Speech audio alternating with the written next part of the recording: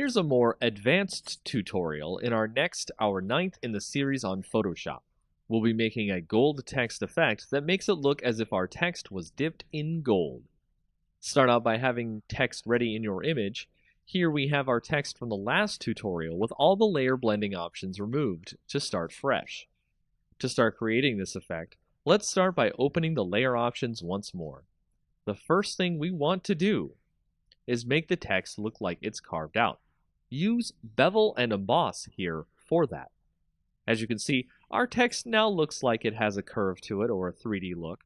Let's change that look by clicking on Gloss Contours drop-down menu and click the ring contour. If you're unsure of which is which, just hover over each contour for a few seconds to get the name of the contour. After this, make sure the effect is set to chisel hard, so that way it looks like it was really made out of some sort of marble or stone.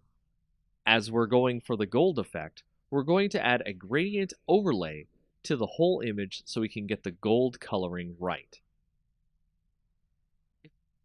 If it's not already, we'll set the gradient to the first gradient setting, foreground to background, by clicking the gradient drop-down menu. Then, click the gradient itself to open the color picking menu. We'll set the colors here by double-clicking the color spots here on the bottom of each gradient to something yellow and brown so that it looks gold.